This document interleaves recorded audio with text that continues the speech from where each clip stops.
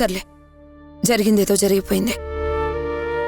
మీ నాన్నగారు మీకెంతో ప్రేమగా రాసిన 500 కోట్ల ఆస్తి దక్కాలంటే మీరేం చేయాలో అదా ఆలోచించండి. ఎందుకంటే అది మీకు దక్కాల్సిందే. అలాగే మీ వంశపారంపర్యంగా వస్తున్నది ఆ ఊర్మిళ దగ్గర ఎందుకుండాలి?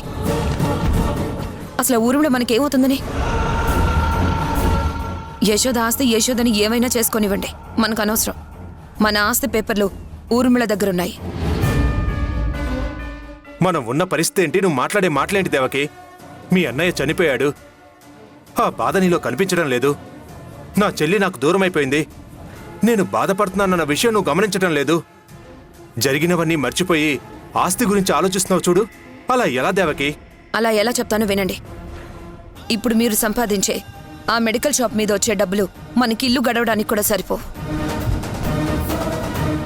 రేపొద్దున మన అమ్మాయికి ఫంక్షన్ చేయాలన్నా కూడా, మంచి చదువు చెప్పించాలన్నా, మంచి సంబంధం చూసి పెళ్లి చేయాలన్నా కూడా మనకి చాలా డబ్బులు కావాలి. ఆ డబ్బు మీరు సంపాదించలేరు కాబట్టి మీకు వంశపారంపర్యంగా వచ్చే ఆ డబ్బునైనా కాపాడుకోమని చెప్తున్నాను. ఇది నా స్వార్థంతో నేను చెప్తున్నది కాదు. మన బిడ్డ భవిష్యత్తు గురించి ఆలోచించి మీకు గుర్తు చేస్తున్నాను. ఆస్తి రావడం వల్ల నేనొక్కదాన్నే నా నెత్తిని పెట్టుకుని ఏమీ వెళ్ళను కదా. మనందరం కలిసే కదా ఉంటాం. ప్రతిదానికి నేనేదో తప్పుగా ఆలోచిస్తున్నట్టు, తప్పుడు పనులు చేస్తున్నట్టు మాట్లాడతారు. మీ చెల్లిని ఏ ముహూర్తాన్ని ఇంటికి తీసుకొచ్చావో కానీ అప్పటి నుంచి అనుక్షణం భయపడుతూ చస్తూ బ్రతకాల్సిన పరిస్థితి వచ్చింది. చివరికి మా అన్నయ్య మీ చెల్లిని ప్రేమించే చావు కొని తెచ్చుకున్నాడు. వాడి ప్రాణాన్ని మనం తీసుకురాలేం కానీ మన ఆస్తిని మనం దక్కించుకోవచ్చు. ముందు దాని గురించి ఆలోచించండి. మంచి లాయర్ని కలవండి. మనకున్న అప్పులు కూడా వెంటనే తీర్చేసుకోవచ్చు.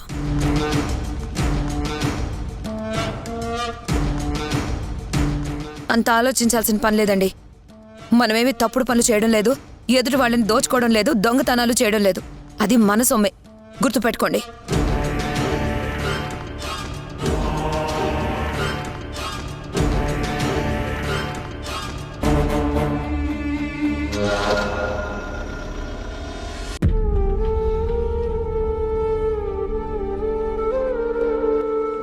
ఇప్పుడు నందు నావాడైనట్టే నా బిడ్డ కూడా నా దగ్గరకు వచ్చి తీరుతుంది. నా బిడ్డ నాకు దక్కకుండా నువ్వెన్ని ప్రయత్నాలు చేసుకుంటావో చేసుకో. ఈసారి మాత్రం విజయం నాదే.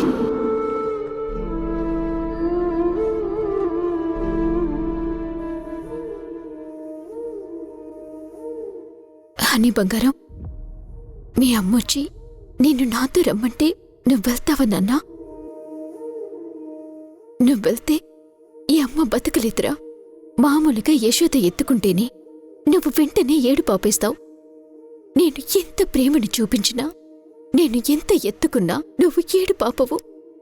అంటే నీకు ఈ అమ్మ కన్నా ఆ అమ్మ ఎక్కువైందా? నువ్వు నా ప్రాణంరా. నువ్వు లేకుండా నేను నా ప్రపంచాన్ని ఊహించుకోలేను. నా మనసెందుకు కేడి శంకిస్తోంది నాన్నా. నువ్వు నాకు దూరం అయిపోతావేమోనని. నిజంగా అది జరిగితే నేను మాత్రం ప్రాణాలతో ఉండను. మా అమ్మేమో ఏదో ఒకటి చేసి నువ్వు నా దగ్గరే శాశ్వతంగా ఉండేలా చేస్తాను అంటోంది. అమ్మ మాట నమ్మాలనిపించినా యశోద మాటలు గుర్తొస్తే మాత్రం ఖచ్చితంగా నిన్ను యశోద తీసుకెళ్లిపోతుందని నాకనిపిస్తోంది. ఏం చేయాలో నాకు అర్థం కావట్లేదు.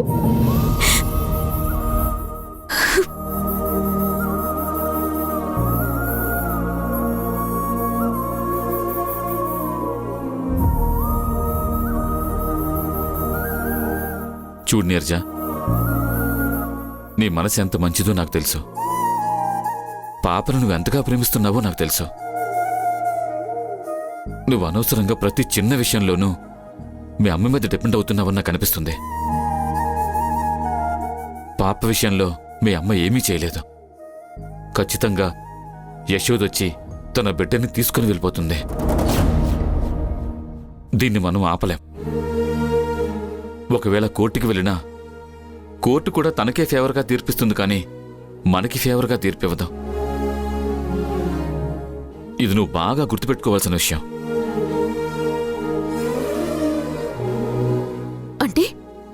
పాప నాకు దక్కదని మీరు కూడా చెప్తున్నారా? ఇదే నిజం నీరజ. కానీ నీ ప్రేమను చూసిన తర్వాత నాకు కూడా పాప ఇక్కడే నీతో ఉంటేనే బాగుండనిపిస్తుంది. కానీ ఈ విషయంలో మాత్రం అత్తయ్య మాత్రం ఏమీ చేయలేదు. ఏదైనా చేయగలుగుతుంది అంటే అది యశోద ఒక్కరితి మాత్రమే చేయగలదు.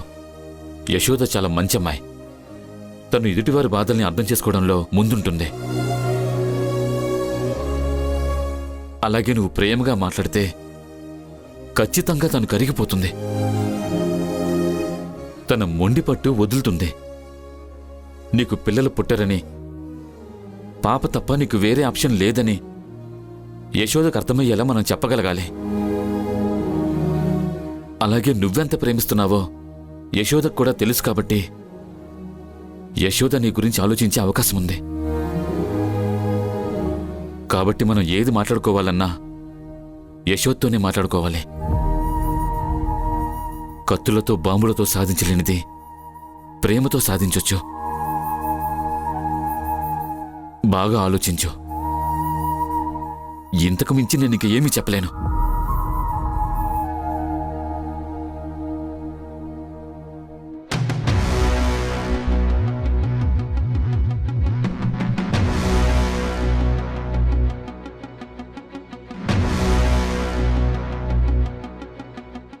ఏంటత్తయ్య, నిద్ర పట్టడం లేదా? ఒక్కరే ఎందుకు కూర్చున్నారు? ఎలా నిద్రపడుతుంది యశోద? మనశ్శాంతిగా ఉంటే కదా నిద్ర పట్టడానికి. ఏమైందత్తయ్య? ఎందుకు నిద్ర పట్టడం లేదు? ఎందుకు మనశ్శాంతి లేదు? నీకన్నీ తెలుసు కానీ ఏదో అడగాలని ఇలా అడుగుతున్నావు, అంతే కదా? అదేం లేదత్తయ్య, నిజంగా నాకు తెలీదు. మీరెందుకిలా ఉంటున్నారో చెప్పండి. మీ అబ్బాయి కూడా మీరు డల్గా ఉంటున్నారని బాధపడుతున్నాడు. కారణం ఏంటని నన్ను అడుగుతున్నాడు. బహుశా రేపొద్దున మిమ్మల్ని కూడా అడిగే అవకాశం ఉంది. కారణం ఏంటో చెప్తే తప్పు మా వైపే ఉంటే సరిదిద్దుకుంటాం కదా.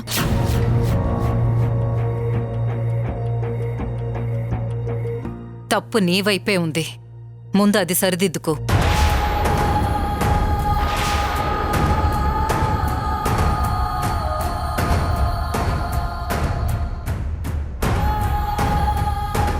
నీ కడుపులో పెరిగిన బిడ్డకి తండ్రి సుబ్బరాజే కదా.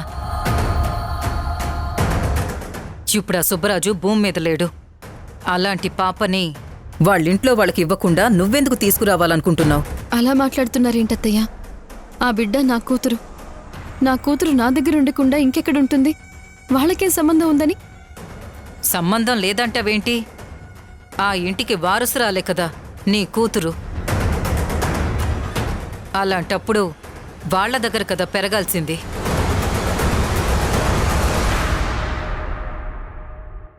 అయ్యో అత్తయ్య, మీకెలా చెప్తే అర్థమవుతుంది? నా బిడ్డ సుబ్బరాజు కూతురు కాదు. ఈ విషయం నాకు సుబ్బరాజే చనిపోతూ చెప్పాడు. ఇప్పుడు నేను ఆ నిజాన్ని మీకు చెప్పినా మీరందరూ నన్ను చాలా హీనంగా చూస్తారు. నేను అబద్ధాలు ఆడుతున్నాను అనుకుంటారు. అందుకే నేనిప్పుడు ఈ విషయం మీకు చెప్పలేకపోతున్నాను.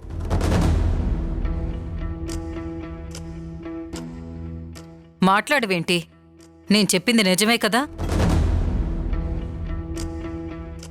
దయచేసి నువ్వు నీ కూతుర్ని ఆ సుబ్బరాజు వాళ్ళ ఫ్యామిలీకి అప్పగిస్తే నా కొడుకు మేమందరం ఇక్కడ ఆనందంగా ఉంటాం. అదే జరగని పని అత్తయ్య.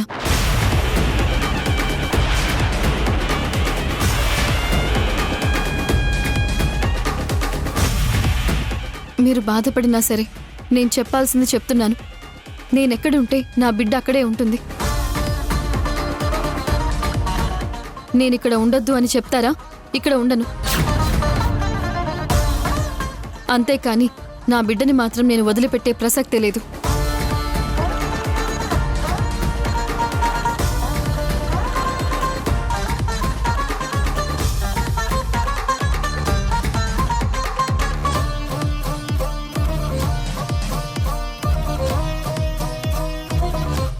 యశోదా, యశోదా, ఏంటి నీరజ ఈ టైంలో వచ్చారు? హాని లేకుండా నేను బతకలేను యశోదా.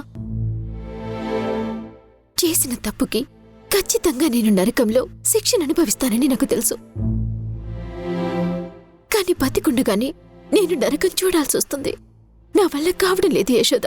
చచ్చిపోవాలనిపిస్తోంది.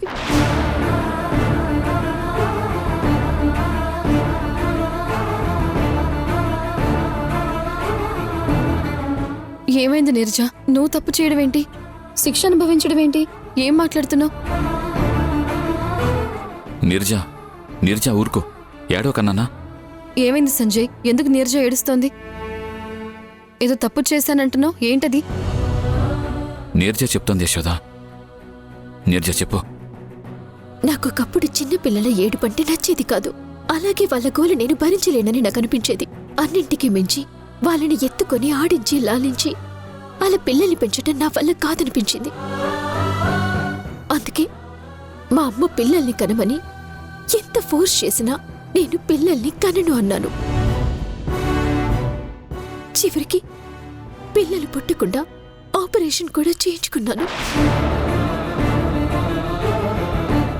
ఈ విషయం నేను సంజయ్కి కానీ మా అమ్మకి కానీ చెప్పలేదు. నాకు పిల్లల్ని కనటం ఇష్టం లేదని మాత్రమే చెప్పాను. కానీ ఆ తర్వాత అమ్మ నా జీవితంలోకి హాని పాపని తీసుకునొచ్చింది. తను వచ్చినప్పుడు కూడా నా వల్ల కాలేదు. ఆ విషయం నీకు కూడా తెలుసు. తను ఎప్పుడైతే నన్ను సొంత అమ్మలా ఫీల్ అయి నన్ను కాపాడుకుంటూ వచ్చిందో అప్పట్నుంచి నాలో మార్పు మొదలైంది. పాప మీద ప్రేమ పెరుగుతూ వచ్చింది.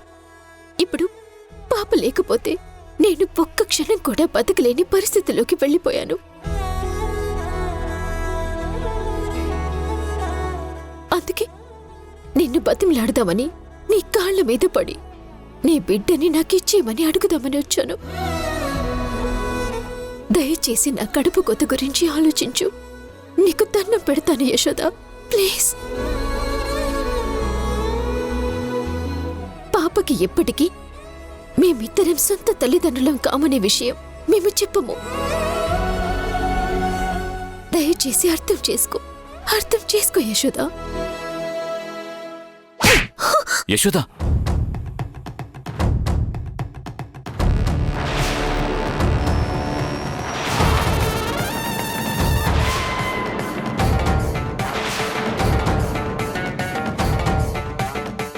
నువ్వు అసలు ఆడదానివేనా నీరజ? పిల్లలు పుట్టకుండా ఆపరేషన్ చేయించుకోవడం ఏంటి? బయట పిల్లలు పుట్టడం లేదని ఎంతో మంది తల్లులు రకరకాల పద్ధతుల్లో లక్షలు ఖర్చు పెడుతూ వాళ్ల ప్రేమకు గుర్తుగా బిడ్డని చూసుకోవాలనుకుంటున్నారు. కానీ నువ్విలా చేస్తావా? ఇన్ని రోజులు నీకు బాహ్య సౌందర్యం మీద వ్యామోహం ఎక్కువై పిల్లల్ని కనలేదేమో అనుకున్నాను. నువ్వు ఇంత దారుణంగా ఆలోచించి పిల్లల్ని కనడం లేదని నాకు తెలీదు. నువ్వు చేసింది చాలా పెద్ద తప్పు నీరజ. ఇది క్షమించరానిది, క్షమించలేనిది. ఆ విషయం నాకు ఇప్పుడే అర్థమవుతోంది యశోద. నన్ను క్షమించు. నీ బిడ్డని నాకివ్వు. నేను ప్రాణంగా పెంచుకుంటాను. లేదు, నేనివ్వను.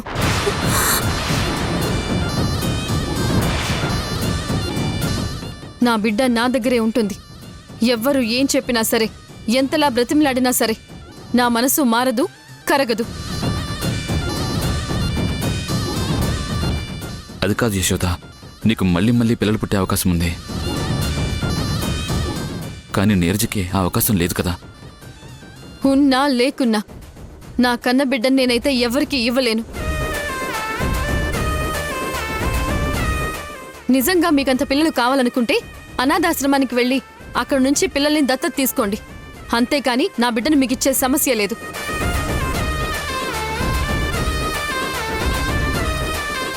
నీరజ, పద వెళ్దాం.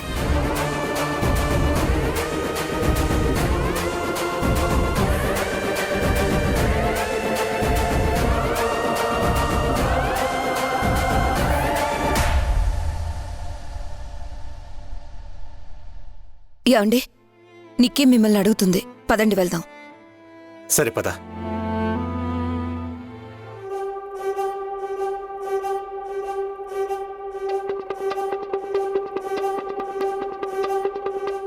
నమస్కారం మధుకర్ గారు.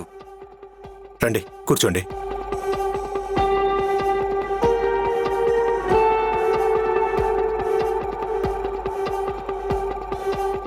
అమ్మా దేవకి, మీ అన్నయ్య కాలం చేశాడని తెలిసింది.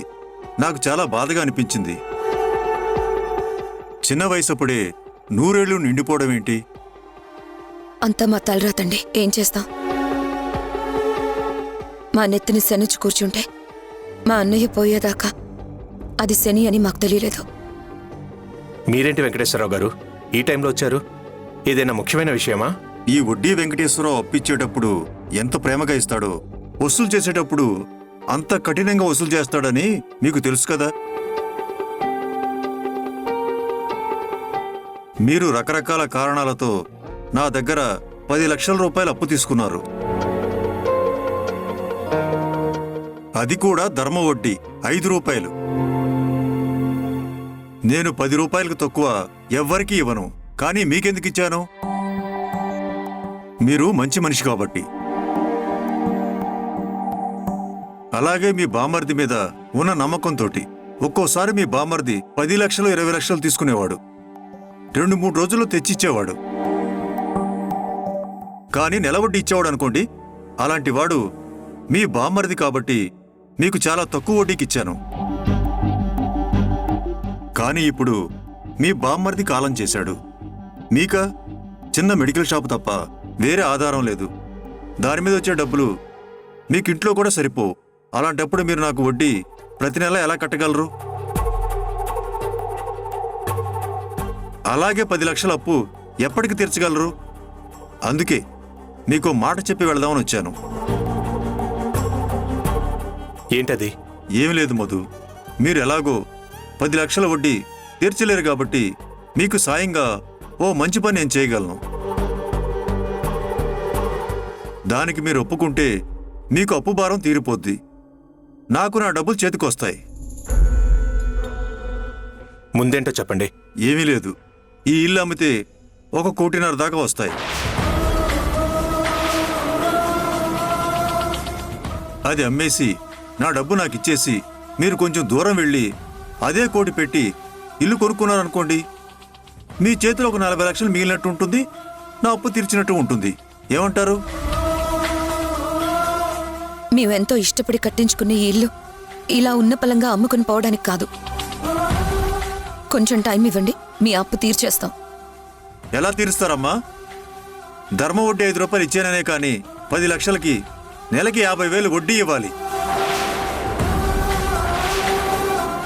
ఎంత గింజుకున్నా ఆ 50,000 మీ ఆయన సంపాదన ఉండదు. అలాంటప్పుడు ఎక్కడి నుంచి తెచ్చిస్తారు? చివరికి మేము అప్పు తీర్చలేమని నా నెత్తిన టోపీ అయితే పెట్టకండి. కరెక్ట్గా నెలంటే నెల రోజులే టైం ఇస్తున్నాను. నా డబ్బులు నాకు వడ్డీతో సహా కట్టండి. లేకపోతే నేనేం చేస్తానో నాకే తెలీదు. అసలే నేను మంచోడిని కాదని బయట మార్కెట్లో టాక్ కూడా ఉంది. అది కాదండి, మీరున్న ఫలంగా ఇప్పటికిప్పుడు 10 లక్షల రూపాయలు డబ్బులు కట్టమంటే ఎక్కడి నుంచి కట్టగలను చెప్పండి. అందుకే కదా నేను చెప్పింది. బ్రహ్మాండమైన ఐడియా ఇస్తే ఎడంకాళ్లతో మీ ఆవిడ తన్నేసింది. అలాంటప్పుడు నేనేం చేయగలను? మీ ముందు 2 దారులున్నాయి. నెల రోజుల్లో నాకు డబ్బిస్తారా? సరే, లేదంటే ఇల్లు అమ్మకానికి పెట్టండి. నా 10 లక్షలు నాకు తెచ్చేవండి. ఇంతకు మించి నేనేం చెప్పలేను. చావింట్లో ఎంతకంటే గట్టిగా మాట్లాడితే బాగోదే, నేను వెళ్ళిపోతున్నాను. మళ్ళీ నెల తర్వాత నేను ఇంటికి వచ్చి గొడవ చేసే పరిస్థితి మాత్రం తీసుకురాకండి. వెళ్ళొస్తాను మధు, వెళ్ళొస్తానమ్మా.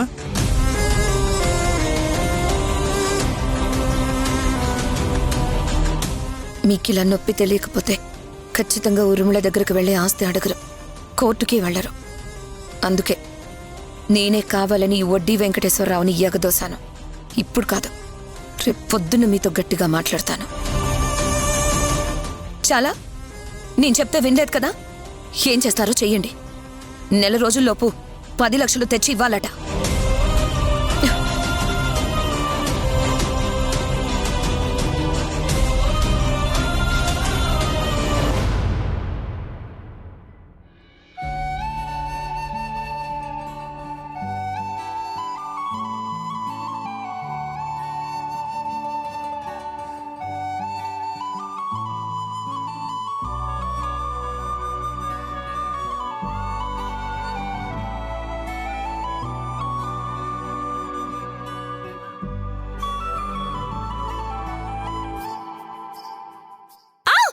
ఏ నేనే అరవకు ప్లీజ్.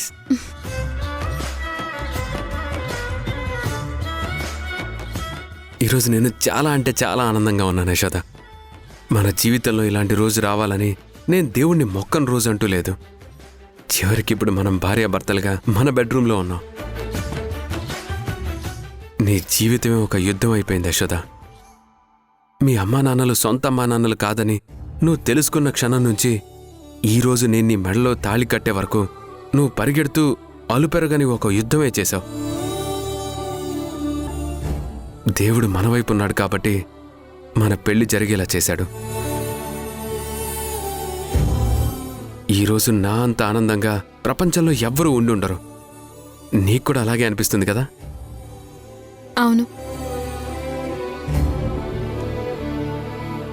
ఏమైంది యశోద? నీ మాటలో ఆనందం కనపడుతుంది కానీ నీ మొహంలో కనిపించట్లేదు.